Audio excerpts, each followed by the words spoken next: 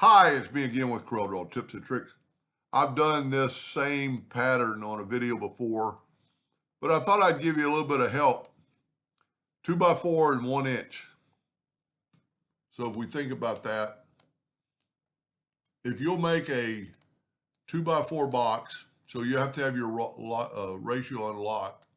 So we'll make it 4x2, and there's some reason for this. I'm going to try a different color this time. I'm going to take the Smart Fill tool. I don't know really what would work the best. Let's try brown. Now I'm going to take away the outline. So I right click on no outline. I'm going to get the interactive fill tool and I'm going to swipe across it and I'm going to put black in both ends. I could have colored it black. And now I don't even know where, can't even remember what color I used. Let's just say this color, and then put you some orange. So we can got too much black, but if you take these handles and slide them out, it'll be less black. And you want a little bit kind of the same black. Now I'm going to take there's a brighter orange maybe, or really any color, and put it right there. But then I'm going to hold down the shift or the control key, and I'm going to add white to, got to have it selected. And then I'm going to add white to it, and look how it's making it whiter. Maybe put this more in the center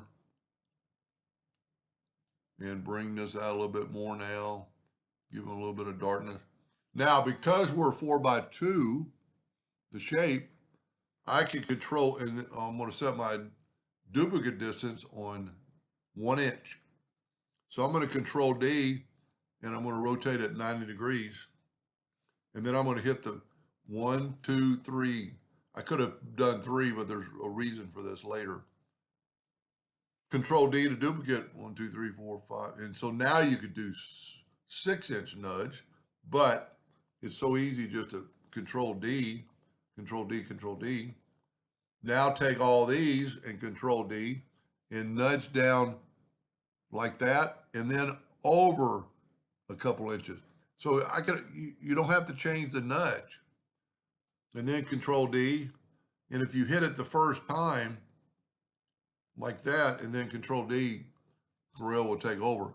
Now, we haven't grouped anything together, so we're gonna, I thought I took away the outline.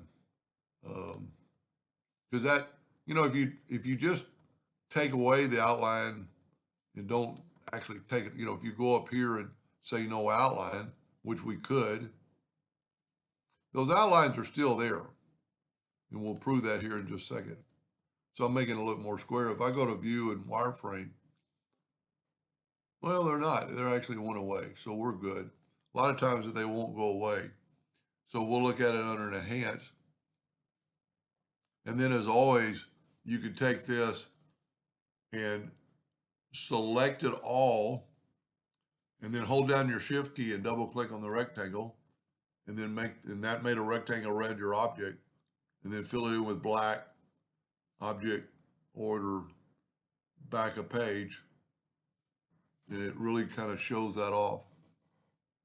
It's a pretty cool seamless pattern type deal because you can keep going forever.